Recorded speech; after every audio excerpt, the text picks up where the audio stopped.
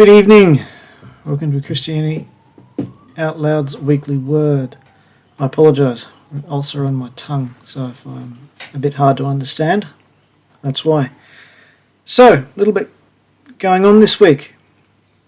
Victoria, down south, had an election, and despite a swing against the incumbent Daniel Andrews, who's had a mention on here before, he and his Labor Party won. Which, two things, and I'll get to soon. But the second thing really that's interested me this week is protests in China. Have you heard about them? Because they've been quite big, but not a lot. Not a lot from media, and not a lot from government, which I think is probably more telling. And I'll get to that in a moment. But first up, Victoria. You know, I don't live in Victoria. I think I've mentioned before. I live in Brisbane, Queensland. That doesn't give too much away. Brisbane's a reasonably big place. Could be north, south, east, west. But I live in Brisbane. Live in Queensland.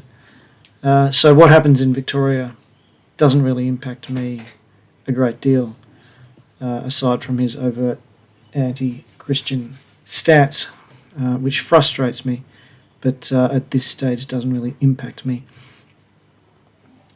There was a swing against the Labor Party. They had a significant majority in the lower house. Anyway, they have less of a majority in the lower house, so they won't have to worry about forming minority government or anything like that. It was interesting because this really was billed as a bit of a voting response to a referendum, if you like. It's not the word. I had the word, and it's escaped me. So, response, reflection, election, or whatever, on what he did during COVID. 2020, 2021, and I believe even into the start of this year. Fact check me on this year. But Melbourne had some of the world's longest lockdown. The world's longest lockdown. There were, at that point in time, fairly appropriate, in my opinion, comparisons between what Daniel Andrews was doing and what Xi Jinping, if I pronounce that correctly, was doing in China. The difference is Andrews has backed off and Chinese are still very much going hardcore, zero COVID, locking everybody, literally welding doors shut, but I digress. So the Victorian election was billed as a response to that, and a response to, I guess, social, cultural directions is probably the word I'm looking for. I mentioned on here about Essendon Football Club, the CEO sort of being forced to choose between his church or his job. And at that point he picked his church, so resigned after one day of being CEO of Essendon Football Club. Yeah, which was ridiculous. He shouldn't have to do that. He shouldn't have to justify his beliefs on anything. He shouldn't have to justify who he affiliates with, if that's church or any other entity. He shouldn't have to justify their beliefs on anything, because all of that justification only flows one way. Always has, always will. Nobody's having to justify surgically removing the breasts of healthy 15-year-old girls. Nobody's being forced to answer for that, but being forced to answer for, well, maybe we think killing babies is a bad thing. and these controversial views, as they were called. Anyway, I digress a bit because I've covered that previously. But that's what this election was on. Cultural, social direction that we're going to go in, and what happened during lockdowns during 2020 and 2021. And of course, Andrews won reasonably comfortably. And I think in part that's due to the fact that there was no real alternative. And I think if ever there was a point in Australian politics where if you look seriously at what's going on, the direction of our politics at this point, our political landscape, our political future is not a good one. And yep, you know my biases. The channel's Christianity Out Loud. So that should tell you where I lie. Yes, I'm a Bible-believing Christian and I have all of those so-called controversial views. I don't shy away from that. But we have in this country no true alternative. We don't. Okay? And if ever there was a time that demonstrated that, that was 2020 and 2021. All right? Let's take my American friends for a moment. Okay? Let's take a state like California. Okay? I've been there a while ago now. Been to Los Angeles and California and San Francisco. Typical touristy things. I haven't been there in a long time. Let's take my California and let's take Florida. Okay? Similar climates, similar geographic location, similar, not the same, but similar. Okay? Great weather, yeah, all of that. One state has been run into the ground economically, educationally. One state is seeking to market itself as a sanctuary city for, you name it. And the other one is Florida. Okay. So California, there's a whole lot of lists of what you can't do. Okay, they're still enforcing masks, they're still enforcing vaccine mandates, they wish to abort all children, they wish to turn children in general, if they last longer than the pregnancy, then they wish to turn them into, androgynous blobs. It's trans rights, it's gay rights, it's LGBTQ rights, it's every leftist ideology. California is a haven for that. Okay? Take the alternate, something like Florida, where you can do what you want. Okay, you're free. Don't have to wear a mask, don't have to get vaccinated. Move around, open up your restaurants, do what you want. They didn't lock down during COVID, they didn't do any of that. Their economy is thriving, and they're having more and more people move there. The controversy, I say that with inverted commas, about Don't Say Gay was made up, totally fabricated by who? Left-wing media, of course, and perpetuated by left-wing celebrities who view themselves as some sort of pseudo-intellectual. Of course, what that means is don't sexualize children. Okay? The authority for children is parents. The end. It's up to parents to teach that sort of content, those sorts of topics to their children. It is not up to the schools or the teachers. Okay, there's nothing wrong with that at all. But what you see, if I slow down for a minute, what you see is two distinct styles. I'll say that. Two distinct political parties. Okay, California is run by Democrats. The left, my left. Florida is run by Republicans. Okay, and interestingly, in the recent, what they call midterm elections, both were elected with greater majorities. So, I don't know what to say about people who still live in California and why they're still voting for that madness, but hey, you want to live in a dystopian, authoritarian, communist society, all power to you. But you got two distinct ideologies. We'll say that. Two distinct political ideologies. Let's take Australia across states, right? Let's take them across 2020, 2021. Okay? What we've got is... sorry about that, somebody just started using a chainsaw or something next door, so close a few windows so there's no loud buzzing noise in the background. So what you've got there, let's look at Australia, 2020, 2021. So, our two political parties, Labor, two predominant political parties. Labor would be our left.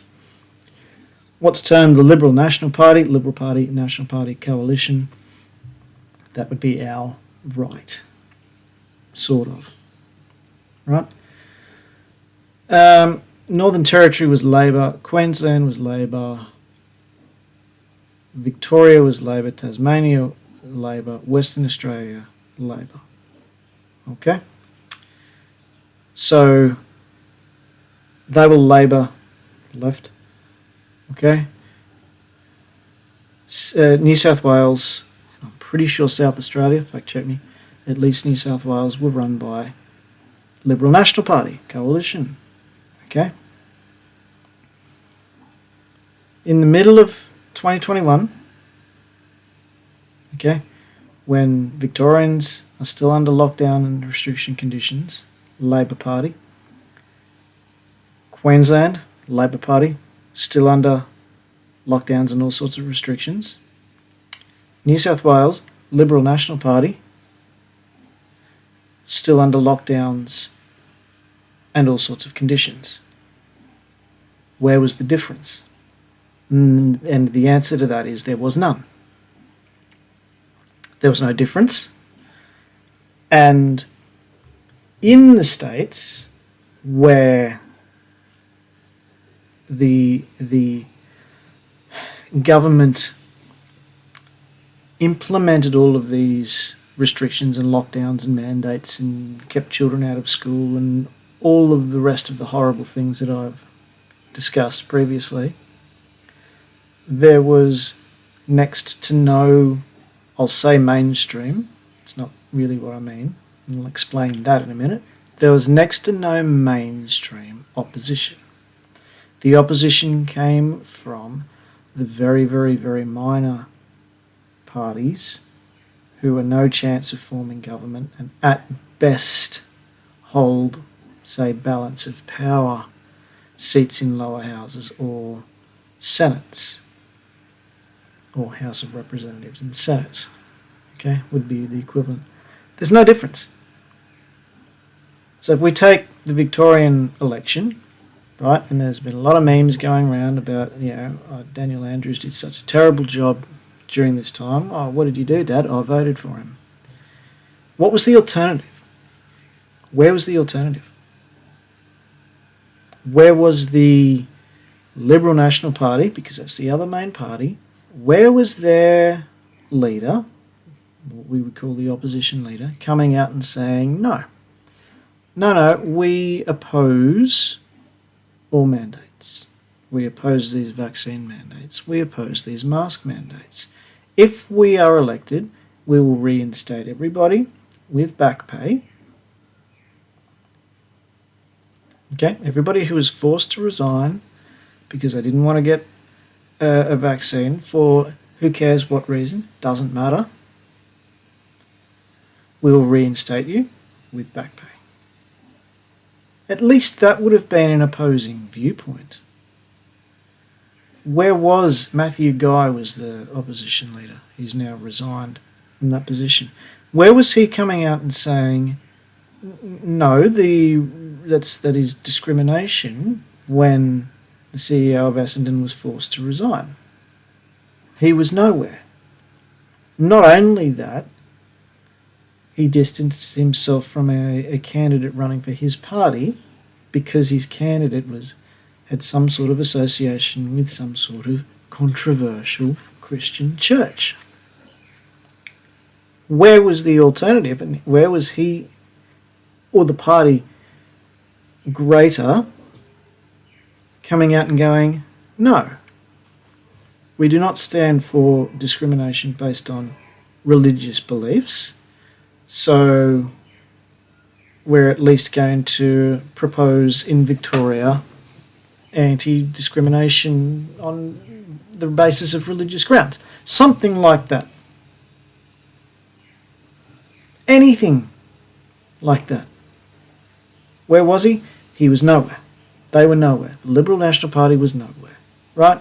And if you look to New South Wales, the supposed right side of our political system here was doing the exact same things that Daniel Andrews and the Labor Party, the left side of our politics here in Australia, were doing. They're not even they're not even two sides of the same coin. For all intents and purposes, they are the same side. There is no difference. We do not have a Ron DeSantis and Florida. We do not have a Greg Abbott and Texas. We do not have a Kristi Noem and, forgive me because I can't remember the state she's the governor of. North Carolina, North Dakota, something like that. We don't have an alternative. What's the solution? I know the LNP now in Victoria are searching for an identity because they don't know what to be. Well, how about you be an alternate for a start? Be an opposition. What is the Andrews Labor government wanting to do, apart from turn Victoria into some magnificent communist sanctuary? Well, how about you oppose that? Let's start there. Let's start by removing the mandates. There we go. Let's start by removing the Premier's ability to grant himself, or herself, in this instance himself, emergency powers that can last for as long as he deems necessary. How about we be an alternative?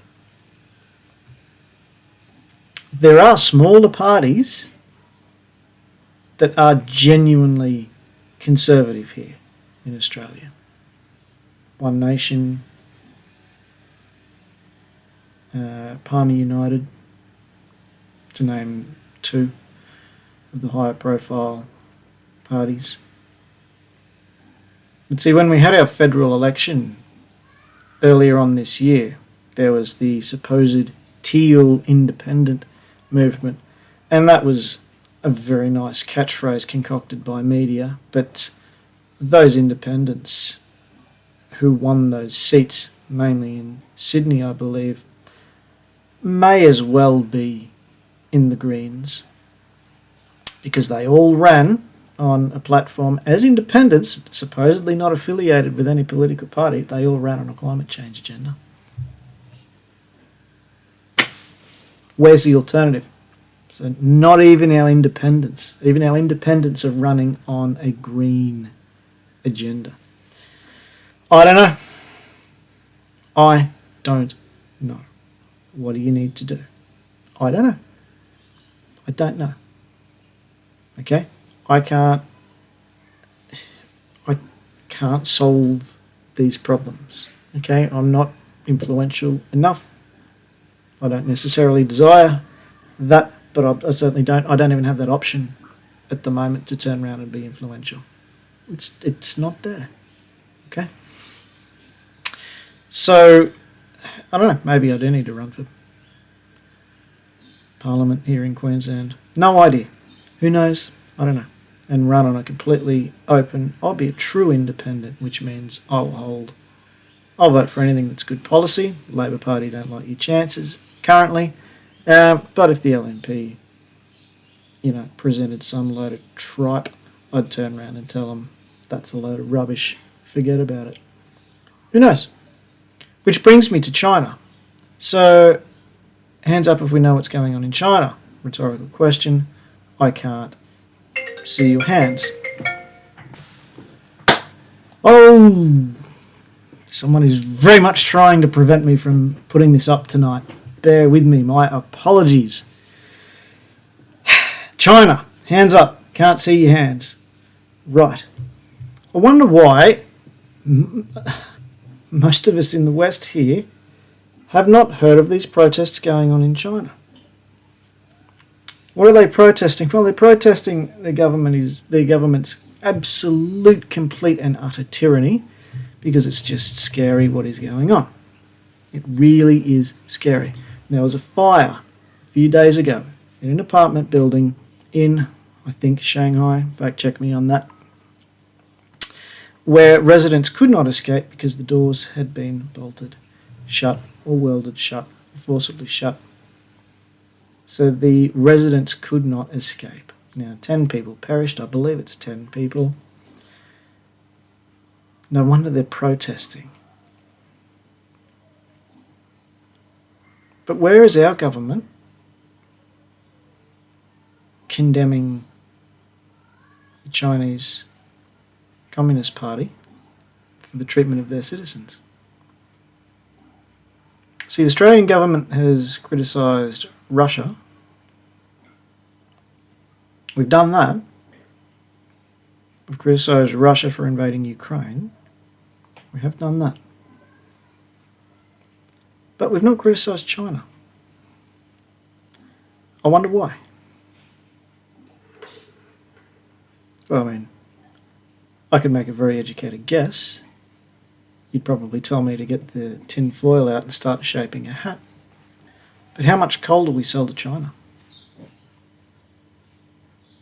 One of our biggest exports is coal to China.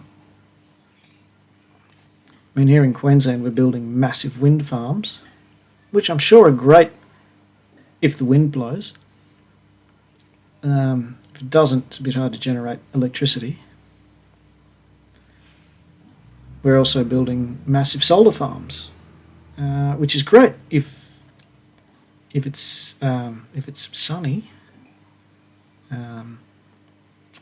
Try off-grid camping, running a fridge, a battery and a solar panel, and have no sun for a week. You pretty soon run out of battery. But we're selling all of our coal to China, so China's paying us a lot of money. Is that why we're not criticising the CCP for the treatment of their people? I don't know. But I suspect also, though, when we had such strict and stringent lockdown rules here in Australia, why would we be critiquing a government that is doing exactly the same thing? Why would we critique that? It's exactly what we did. Now, that's kind of scary. In my opinion, the fact that we are not criticising China for the treatment of their